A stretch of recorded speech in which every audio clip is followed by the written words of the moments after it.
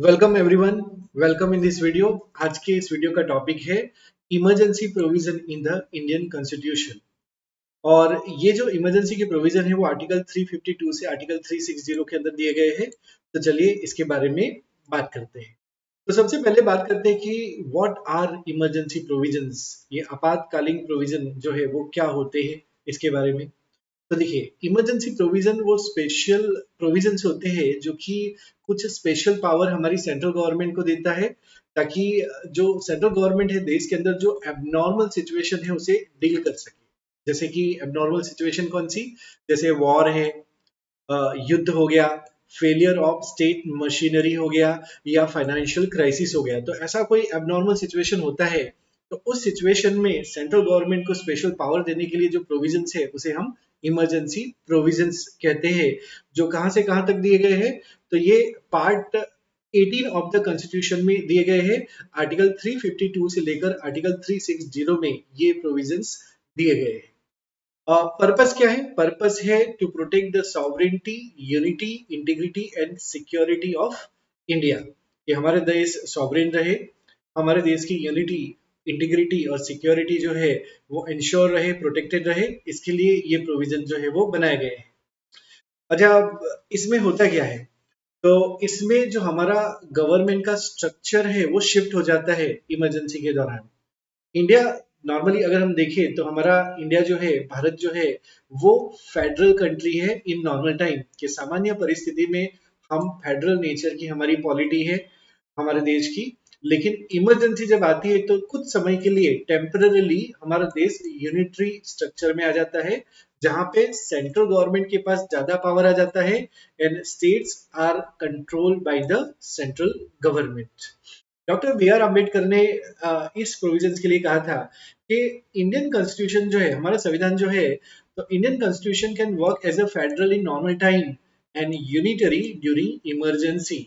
तो ये अम्बेडकर जी ने कहा था, इसको याद रखिएगा। अब बात करते हैं कितने प्रकार की इमरजेंसी की हम बात करेंगे यहाँ पे।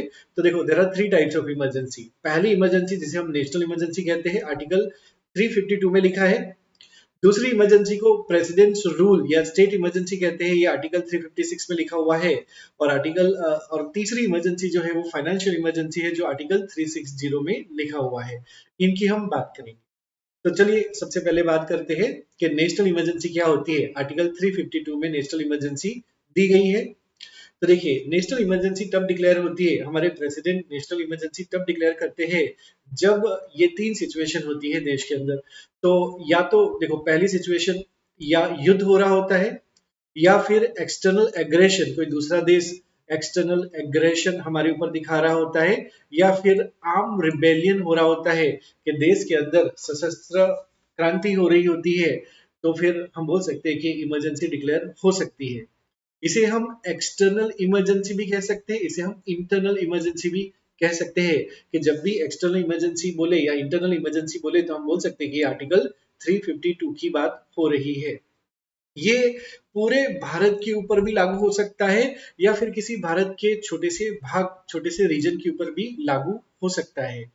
कैबिनेट जो है वो अप्रूवल देगी इस इमरजेंसी, लाइक प्रेसिडेंट डिक्लेयर करते हैं उससे पहले कैबिनेट के अप्रूवल की जरूरत होती है, और वो भी राइटिंग में अप्रूवल की जरूरत होती है।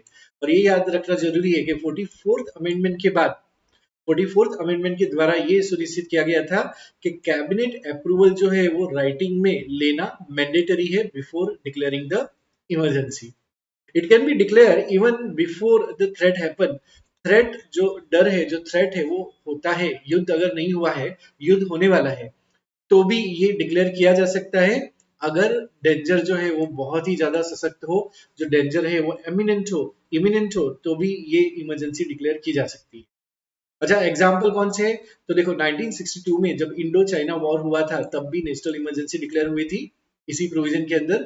1971 में जब पाकिस्तान के साथ इंडिया का वॉर हुआ था, युद्ध हुआ था, तब भी ये इमरजेंसी जो है वो लागू की गई थी, डिक्लेयर हुई थी। और 1975 में जब इंटरनल डिस्टर्बेंस हुए थे, ये बहुत ही कंट्रोवर्शियल है। तो 1975 में इंदिरा गांधी प्राइम मिनिस्टर जब थे, तो उस टाइम पे जब इमरजेंसी डिक्लेयर हुई थी वो भी इसी प्रोविजन के अंदर हुई थी। आर्टिकल 352 के हिसाब से इसे डिक्लेयर किया गया था। अब बात करते हैं आर्टिकल 356 के बारे में। दैट इज प्रेसिडेंट्स रूल, इसे हम स्टेट इमरजेंसी भी कहते हैं। It is declare when state government fail to work as per the constitution, कि जब हमारी राज्य सरकार कॉन्स्टिट्यूशन के मुताबिक काम करने में फेल हो जाती है तो स्टेट इमरजेंसी लगाई जा सकती है। इसे हम कॉन्स्टिट्यूशनल इमरजेंसी भी कहते हैं, क्योंकि कॉन्स्टिट्यूशन के हिसाब से स्टेट गवर्नमेंट काम नहीं कर पा रही है, इसलिए इसे कॉन्स्टिट्यूशनल इमरजेंसी भी कहा जा सकता है। President take over the state administration, पूरा का पूरा स्टेट एडमिनिस्ट्रेशन प्रेसिडेंट जो है वो टेक ओवर कर सकते हैं। पार्लियामेंट, इस टाइम पे पार्लियामेंट जो है वो स्टेट के लिए लॉ बना सकती है जब भी प्रेसिडेंट रूल होगा तब। तीसरी इमरजेंसी है उसे हम आर्टिकल 360 के अंदर गिनते हैं और इसे बोलते हैं financial emergency. Financial emergency declare होती है when there is a threat to the financial stability of India.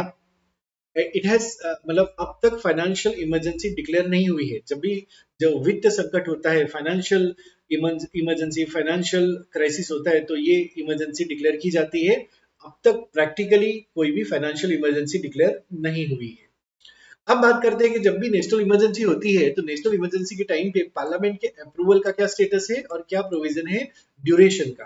तो देखिए कि जब भी इमरजेंसी, नेशनल इमरजेंसी डिक्लेयर होती है तो it must be approve by both the house of parliament with in 1 month, 1 महीने के अंदर दोनों house of parliament, Lok Sabha Rajya Sabha के द्वारा इसे अप्रूव करना मस्ट है, जरूरी है।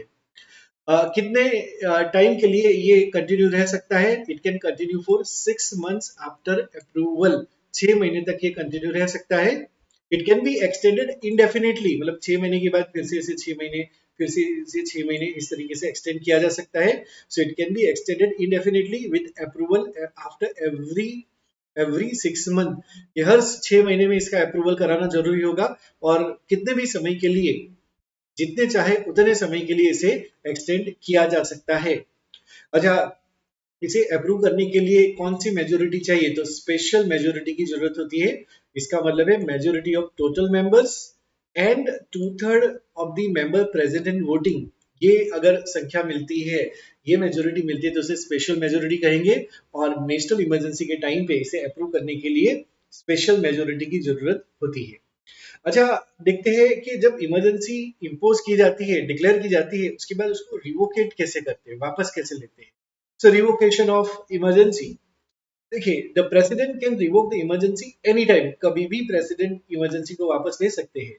If Lok Sabha disapprove the emergency must and, कि अगर होता ना पार्लियामेंट में, लोकसभा ने अगर ये इमरजेंसी को डिसअप्रूव कर दिया तो इमरजेंसी वहीं पे समाप्त हो जाएगी। If 10% Lok Sabha member request special sitting, then the special sitting must be held within 14 days। कि अगर इसे रिवोकेट करने के लिए, इमरजेंसी को वापस लेने के लिए, अगर लोकसभा के टोटल मेंबर में से 10% मेंबर जो है वो रिक्वेस्ट करते हैं तो उनके लिए स्पेशल सिटिंग बनाई जाएगी और स्पेशल सिटिंग में डिसाइड होगा। तो 14 डेज के अंदर स्पेशल सिटिंग जो है वो की जाएगी और उसमें डिसाइड होगा कि रिवोकेट करना है कि नहीं करना है। चलिए बात करते हैं कि जब भी नेशनल इमरजेंसी होती है तो उसका इफेक्ट क्या होता है। तो इसका इफेक्ट बहुत सारे होते हैं। एक तो सेंटर और स्टेट के रिलेशन में इफेक्ट देखने को मिलता है। दूसरा इफेक्ट है on the tenure of Lok Sabha and state assembly. और तीसरा इफेक्ट है ऑन द फंडामेंटल राइट्स। चलिए देखते हैं एक एक करके। तो सबसे पहले है effect on centre state relations. क्या इफेक्ट होता है? तो पहला होता है एग्जीक्यूटिव के ऊपर। तो यहाँ पे centre can direct state on any matter, not just those in the union list. तो normally central government union list के मैटर के ऊपर ही क्या है कि डायरेक्शन कर सकते हैं, लेकिन अभी इमरजेंसी के टाइम पे centre can direct state on any matter, not just union list but state list का मैटर अगर होगा तो उसके ऊपर भी वो डायरेक्शन दे सकते हैं स्टेट को। उसके बाद लेजिस्लेचर स्फीयर में parliament can make law on the state list. State list में जो आइटम्स है उसके ऊपर भी पार्लियामेंट लॉ बना सकते हैं। State legislature not suspended but the power are reduced. तो ध्यान रखिएगा कि जब नेशनल इमरजेंसी होती है आर्टिकल 352 के हिसाब से, तो स्टेट लेजिस्लेचर को यहाँ पे सस्पेंड तो नहीं किया जाता, लेकिन उनका पावर जरूर रिड्यूस किया जा सकता है। Laws made during emergency remain for 6 months after it ends। कि जो भी इमरजेंसी के दौरान लॉ बनाए होंगे वो इमरजेंसी जब समाप्त हो जाती है उसके 6 महीने के बाद तक ये रह सकता है। 6 महीने के बाद ये समाप्त हो जाएगा। नेक्स्ट है फाइनेंशियल एंगल से देखा जाए तो क्या होगा। President can alter financial distribution between centre and state, के मतलब जो फाइनेंशियल डिस्ट्रीब्यूशन होता है, टैक्स की इनकम जो होती है और जो बंटवारा होता है, तो उसको प्रेसिडेंट जो है वो अल्टर कर सकता है, बदल सकता है। Such order need to be place before the parliament, लेकिन प्रेसिडेंट ये ऑर्डर दे उससे पहले इसको पार्लियामेंट में पास कराना, रखना जरूरी होता है। अब बात करते हैं दूसरा एंगल, क्या इमरजेंसी का इफेक्ट होता है on the tenure of Lok Sabha and state assemblies.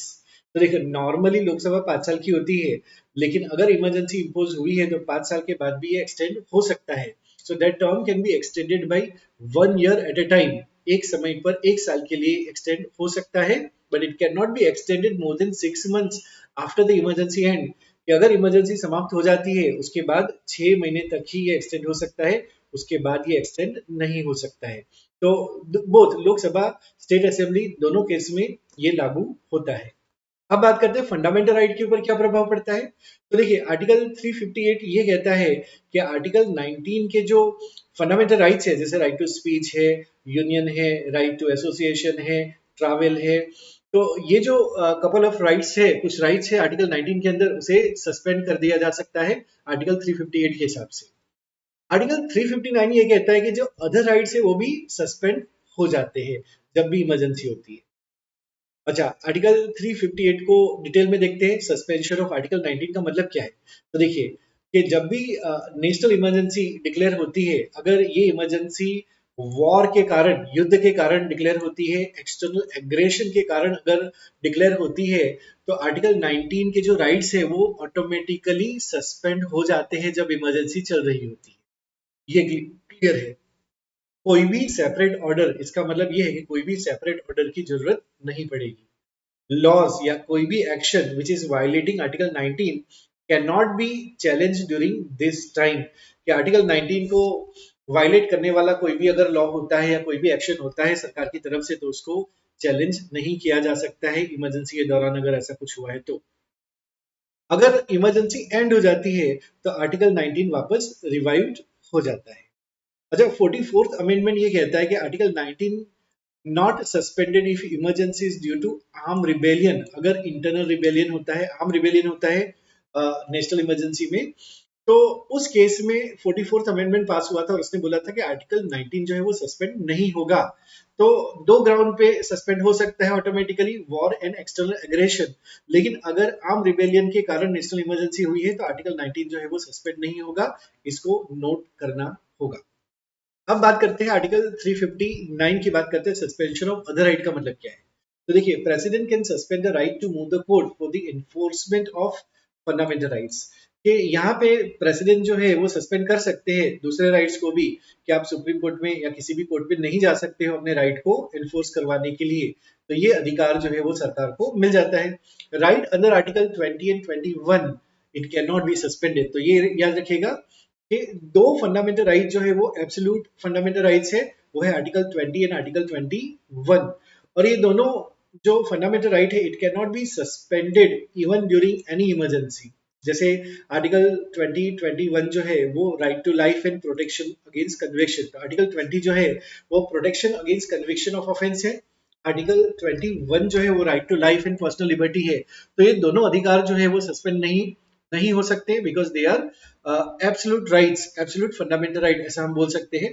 तो याद रखिएगा, आर्टिकल 359 के हिसाब से अगर देखा जाए तो president suspend all the rights, लेकिन आर्टिकल 20 एंड 21 जो है वो सस्पेंड किसी भी कंडीशन में नहीं हो सकता है।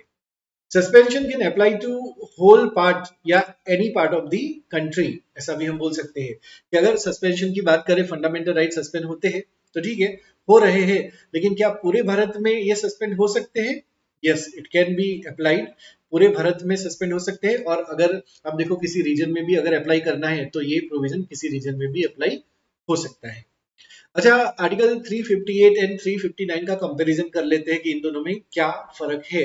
तो आर्टिकल 358 359 को देखिए तो पहले कौन कौन से राइट्स अफेक्टेड होते हैं। तो देखो, आर्टिकल 358 के हिसाब से ओनली आर्टिकल 19 आर अफेक्टेड, जबकि आर्टिकल 359 के हिसाब से all other fundamental rights are affected except article 20 and 21। अच्छा, ऑटोमेटिक कौन सा है? तो आर्टिकल 358 के हिसाब से आर्टिकल 19 को ऑटोमेटिकली सस्पेंड किया जा सकता है, जबकि यहाँ पे ऑटोमेटिक कुछ नहीं है, यहाँ पे प्रेसिडेंशियल ऑर्डर की जरूरत पड़ेगी सस्पेंशन के लिए किसी भी फंडामेंटल राइट्स की, आर्टिकल 359 में अदर फंडामेंटल राइट्स के लिए। अच्छा, टाइप ऑफ इमरजेंसी, तो आर्टिकल 358 लागू होता है वॉर इन एक्सटर्नल अग्रेशन, जबकि आर्टिकल 359 जो है वो एनी इमरजेंसी पे लागू होता है। तीनों ग्राउंड यहाँ पे कवर होता है। अच्छा, 358 के हिसाब से ड्यूरेशन एंटायर इमरजेंसी के लिए लागू हो सकता है, जबकि आर्टिकल 359 में प्रेसिडेंट्स के ऑर्डर में स्पेसिफिक ड्यूरेशन मेंशन होता है, तब तक ही ये सस्पेंड हो सकता है। एरिया, आर्टिकल 358 पूरे होल कंट्री के ऊपर लागू होगा, article 359 whole country and any specific part के ऊपर भी लागू हो सकता है। एनफोर्समेंट की बात करें तो आर्टिकल 358 जो है वो राइट को सस्पेंड करता है, जबकि आर्टिकल 359 जो है वो सस्पेंड करता है कोर्ट की रेमेडी को ओनली, कि मतलब आप कोर्ट में नहीं जा सकते हो अपने राइट्स को एनफोर्स कराने के लिए। तो दोनों जो आर्टिकल है उसमें ये फर्क है आर्टिकल 358 एंड 359 के अंदर। अब बात करते हैं नेशनल इमरजेंसी अब तक कितनी बार इमरजेंसी डिक्लेयर हुई है उसके बारे में बात करते हैं। तो देखिए आर्टिकल, तो 1962 में इंडो चाइना वॉर हुआ था और इसमें एक्सटर्नल एग्रेशन कारण था, जिसके कारण जिस बेस पे नेशनल इमरजेंसी डिक्लेयर हुई थी। 1971 में पाकिस्तान के साथ वॉर हुआ था, तो ये भी एक्सटर्नल एग्रेशन था, उसको ग्राउंड बना के इमरजेंसी डिक्लेयर की गई थी।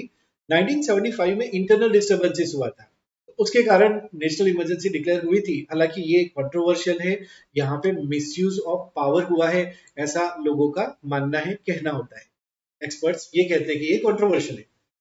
शाह कमीशन ने इन्वेस्टिगेट किया था 1975 का इमरजेंसी का जो इंसिडेंट था उसको इन्वेस्टिगेट किया था, तो कौन से कमीशन ने किया था, तो शाह कमीशन ने किया था। और इसका रिजल्ट क्या हुआ था कि 44th अमेंडमेंट पास होता है 1978 में, और इस अमेंडमेंट ने ऐड किया था very strong safeguard to prevent the misuse, के फ्यूचर में ऐसा मिसयूज ना हो, ऐसा सेफगार्ड यहाँ पे ऐड किया गया था। तो कौन कौन सा सेफगार्ड जो है 44th अमेंडमेंट एक्ट 1978 में ऐड किया गया था, चलिए बात करते हैं। तो देखिए, तो ये पहली बात तो कही थी कि अगर नेशनल इमरजेंसी डिक्लेयर करते हो तो it can be declare only on the ground, like only on written advice of the cabinet, कि कैबिनेट की रिटन एडवाइस की यहाँ पे जरूरत होगी, तभी आप इमरजेंसी डिक्लेयर करवा सकते हो। Judicial review of proclamation allow किया गया था कि जुडिशरी इसमें रिव्यू कर सकता है। Article 19 not suspended for the arm rebellion, ये भी कहा गया था कि जब इंटरनल इमरजेंसी होती है, जैसे आर्म रिबेलियन होता है, जब आर्म रिबेलियन होता है तो आर्टिकल 19 को सस्पेंड नहीं किया जाएगा। Right to speech, paper paper, ये पूरा एक्सप्रेशन जो है वो दिया जाएगा, सिक्योर किया जाएगा। आर्टिकल 20 एंड 21 जो है वो ऑलवेज रिमेन एनफोर्सेबल, ये एब्सोल्यूट राइट है, ये कभी भी सस्पेंड नहीं हो सकते।